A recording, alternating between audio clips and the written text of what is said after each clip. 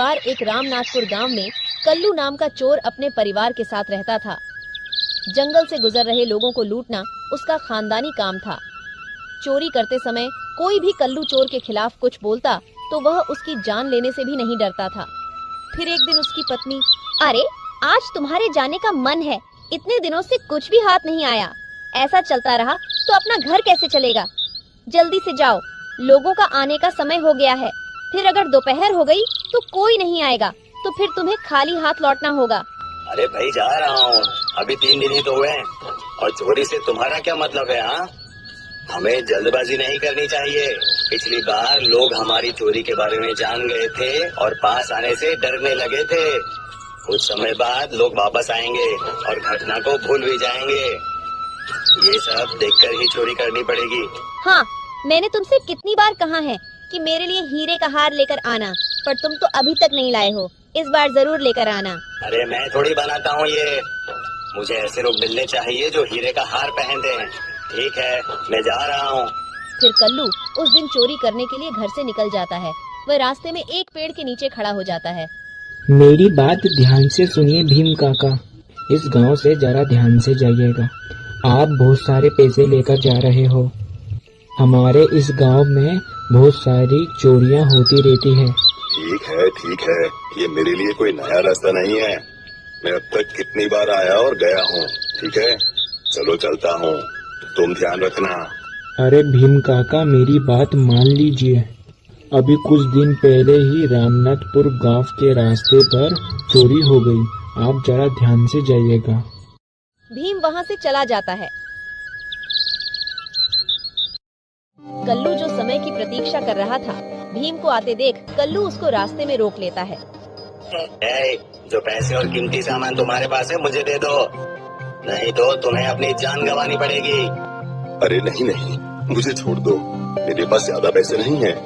बताओ, मेरे जैसे गरीब के पास क्या होगा? और ये बैग में क्या है? मुझे दो, मैं देखना चाहूँगा। इसमें कुछ नहीं है भाई, रास्ते में खाने के लिए कुछ खाना लेकर ही तो जा रहा हूँ, और कुछ नहीं है मेरे पास। झूठ मत कहो, मैं उस बैग की बात कर रहा हूँ जो तुमने छिपा कर रखा है। मुझे वो बैग चाहिए, तुम्हारा खाना नहीं चाहिए। मुझे पैसे चाहिए जो तुमने छिपा के रखे हैं, समझे? मेरे पास कुछ भी नहीं है भैया, मैंने कहा ना, मुझे जाने दीजिए। तुम इतने आसानी से नहीं मानोगे, पैसे दे दो वरना। कल्लू ने भीम को चाकू दिखाया, उसके पैसे से भरी पोटली छीन लेता है। अरे नहीं भाई, मेरी बात सुनो। मेरी बेटी की शादी के लिए पड़ोस के गांव से मैंने कर्ज लिया है। अगर ये पैसे नहीं ले गया तो मेरी बेटी की शादी रुक जाएगी। पैसे दे दो ना भाई। झूठ क्यों बोल रहे हो? बेटे की शादी की बात करोगे तो मैं तुम्हें यहाँ से जाने दूंगा। मेरे साथ ये सब नहीं चलेगा। चुपचाप यहाँ से चले जाओ वरना चाकू हो कहूँ अपना काम करने को। मेरी बात सुनो भाई, ये पैसे मुझे दे दो, नहीं तो मेरा परिवार सड़क पर आ जाएगा। तुम आसानी से नहीं मानोगे, मैं समझ गया। तुम्हें अब चाकू से ही समझाना पड़ेगा। कल्लू भीम को चाकू से डराता है, इस कारण भीम वहाँ से चला जाता है। फिर कल्लू अपने घर चला जाता है। बेटा कल्लू, आज तुम जंगल की तरफ गए थे, लगता है तुम्हें आज खूब सारे पैसे मिले हैं। हाँ पिताजी, आज का दिन अच्छा है। एक ऐसा आदमी मिला जिसकी बेटी की शादी थी, उसके पैसे में ले आया। अरे तुम लोगों को क्यों परेशान करते हो? किसी गरीब की बेटी की शादी के पैसे तुमने चुरा लिए। ये तो कल्लू बेटा बहुत बुरी बात है। जब आपने मुझे ये शिक्षा दी थी तब क्या ये बुरी बात नहीं थी? जब आप चोरी करते हैं तो क्या आप दोषी महसूस नहीं करते? अब आए मुझे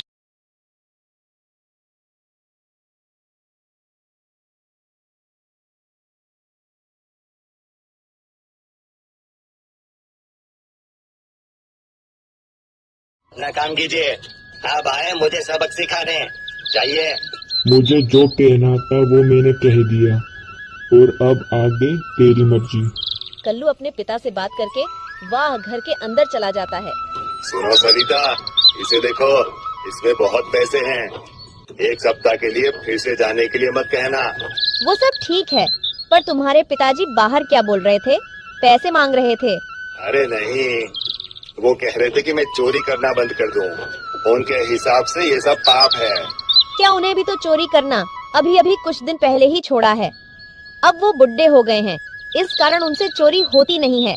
बड़े ज्ञान दे रहे हैं, तुम उनकी बात पर जरा भी ध्यान मत देना। कल्लू वो दिन अपनी पत्नी के साथ बहुत खुशी से बिताता है। 2 हफ्ते बीत जाने के बाद कल्लू हमेशा की तरह चोरी करने निकल जाता है।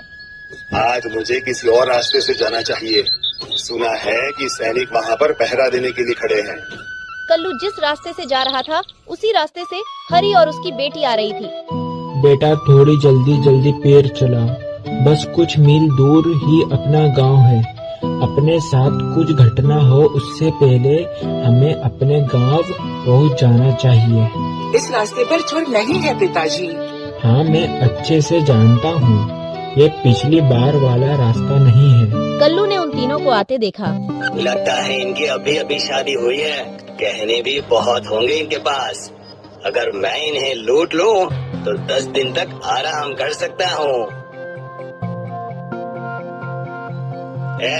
चुपचाप से जो भी गहने और पैसे हैं मुझे दे दो, वरना तुम लोग यहाँ से जिंदा नहीं जा पाओगे। देखिए भैया, हमसे आप ये पैसे ले लो, हम ये बात किसी को नहीं बताएंगे, लेकिन हमें यहाँ से जाने दो। मैं तुम्हें बेवकूफ लगता हूँ क्या? तुम्हें लगता है कि मैं कोई छोटा मोटा चोर हूँ? मुझे पैसों के साथ सारे गहने भी चाहिए, वरना तुम्हें पता है इस रास्ते में कितने लोगों ने अपनी जान गंवाई है। अगर जान का डर है तो यहाँ पैसे और गहने रख दो। देखिए भैया, हमने सारे गहने इस बैग में रखे हैं, ये लो और हमें यहाँ से जाने दो। और वो मंगलसूत्र और गले के हार का क्या? वो कौन देगा? उसे भी निकाल कर यहाँ रख दो। नहीं नहीं, ये हार मैं नहीं दूंगी। ये हार मेरी माँ का है, इसमें मेरी माँ की यादें हैं। भगवान के लिए इसे मुझसे मत छीनो। भगवान के लिए इसे छोड़ देंगे तो हम जैसे लुटेरे क्या भीख मांगेंगे? खुद ही अपने गले से इसे उतार दो, वरना मैं निकाल लूंगा। आसानी से समझ नहीं आता तुम्हें? भैया मेरी बेटी की शादी अभी अभी कुछ दिन पहले ही हुई है और ये मेरा दामाद है। हार इसको इसकी माँ ने दिया था, जो अब इस दुनिया में नहीं है, तो ये हार वो कैसे दे सकती है? लगता है तुम ऐसे नहीं समझोगे। अब मैं अपने चाकू से ही समझाऊंगा। कल्लू हरी को चाकू मार देता है। अब समझ में आया? चुपचाप हार देती हो या और भी कुछ कहना है? वो डर के मारे कल्लू को हार दे देते हैं और वो वहाँ से चले जाते हैं। फिर वहाँ एकदम से एक भूत आ जाता है। लगता है आज का दिन तुम्हारे लिए अच्छा है। पैसे और जेवर के साथ गले का हार भी तुम्हें मिल गया। तुम्हें इसे क्या लेना देना? तुम हो कौन? मैं किसी भूत वूत से डरता नहीं हूँ। मैं डरावना भूत नहीं हूँ, मैं एक बुद्धिमान भूत हूँ। बताओ, तुम राहगीरों से सारे पैसे, जेवर और हार क्यों चुरा लेते हो? क्यों चुराता हूँ? जिससे हमें पैसे की परेशानी ना हो। अच्छा, हाँ बिल्कुल, मैं जो कुछ भी करता हूँ उनके लिए ही करता हूँ। मेरी पत्नी कई दिनों से हीरो का हार मांग रही थी। आज हार को देखकर उसका चेहरा खुशी से खिल उठेगा। अच्छा, लेकिन क्या उन्हें खुश करने के लिए तुम्हें इतने पाप करने पड़ते हैं? पाप करने के बाद तुम्हें भुगतना पड़ेगा। हर पाप की सजा होती ही है। ये सब बेकार बातें हैं। पाप और पुण्य कुछ नहीं होता। आज जो मिला है वो मेरा है, कल किसी और का होगा। बस मैं भी ऐसा ही सोचता था। पिछले जन्म में तुम्हारे जैसा ही बड़ा डाकू था। पाप से नहीं डरता था मैं, पर अब देखो क्या हाल हो गया है मेरा। इस हालत से मुझे हजारों सालों तक मुक्ति नहीं मिल पाएगी। तुम भी ये पाप के काम बंद कर दो। मैंने इसे अनुभव किया है इसलिए कह रहा हूँ। ये मेरा हाल इसका सबूत है। अब सुधर जाओ। और अगर मुझे उनकी जरूरतें पूरी करनी है तो मुझे चोरी के अलावा कुछ नहीं आता। मतलब तुम अपनी पत्नी और बच्चों की खुशी के लिए ये सारे पाप कर रहे हो। लेकिन एक काम करो, तुम पहले भी बहुत पाप कर चुके हो। पैसे और गहनों के साथ अपने पाप को भी उनके साथ बांट कर देखो, तब वो तुम्हारे पाप को स्वीकार नहीं करेंगे। अगर तुम चाहो तो एक बार उनको ये पूछ कर देखो। मुझे अपने परिवार को पूछने की जरूरत नहीं है, वो मेरे लिए कुछ भी करेंगे। अगर पाप को स्वीकार करने की बात कर रहे हो तो वो लोग जरूर करेंगे। मैं अभी जाकर उनसे पूछता हूँ। कल्लू भूत से बात करके घर जाता है। ये लो, हार लाया हूँ और इसमें पैसे हैं। अब मुझे महीनों तक जाकर चोरी करने की जरूरत नहीं है। बहुत अच्छे, तुम मुझसे कितना प्यार करते हो। तुम मेरे लिए जो मैं मांगती वो ले आते हो। मुझे यह हार बहुत पसंद आया। अरे सरिता, ये सब तो मैं तुम्हारे लिए ही तो करता हूँ। अब तुम्हें एक काम करना होगा। आज तुम्हारे लिए कुछ भी करने को तैयार हूँ। तुम जो कहोगे वो करूँगी। ये सब तुम्हारे लिए लाने के लिए मुझे बहुत पाप करना पड़ता है। मैंने बहुत पाप किए हैं, तो क्या अब तुम इन पापों को साझा करना चाहोगी? तुम्हारा फर्ज है अपने परिवार की मांगे पूरी करना। मुझे क्या करना? तुमने इसे किसी को मारपीट कर लिया है। सभी पाप तुमने किए हैं। लोगों को मारना, उनसे शादी इलाज के पैसे छीन लेना, ये सभी पाप तो तुमने किए हैं। मैंने थोड़ी ना बोला था कि लोगों को लूटो, तुम पाप करो। मैं तो चाहती हूँ कि तुम अच्छे काम करो, अच्छे काम करके पैसे कमाओ। भला मैं आधा पाप क्यों भुगतूंगी? सारे पाप तो तुमने किए हैं, तो फिर तुम ही भुगतो। मैं नरक में नहीं जाना चाहती, तुम ही जाओगे। जो पाप करेगा वही नरक में जाएगा। फिर कल्लू अपनी पत्नी की बात सुनकर भी भूत के पास जाता है। बहुत जल्दी वापस आ गए। क्या अपने सारे पापों का उन्हें हिस्सेदार बना दिया? मैं तुम्हारी बात समझ गया हूँ, पर वो मेरे पाप को साझा करने के लिए तैयार नहीं है। वो तो कह रहे हैं कि ये सब मेरी जिम्मेदारी है। मैंने तुमसे पहले ही कहा था, पाप को साझा करने के लिए कोई तैयार नहीं होता। पर इन पापों से तो मुझे कभी मुक्ति नहीं मिल पाएगी। अब तुम ही कोई रास्ता बताओ। तुम्हें ये सारे काम छोड़ने पड़ेंगे। तुम्हारे पास जो कुछ भी है उनसे अच्छे काम करने की कोशिश करो।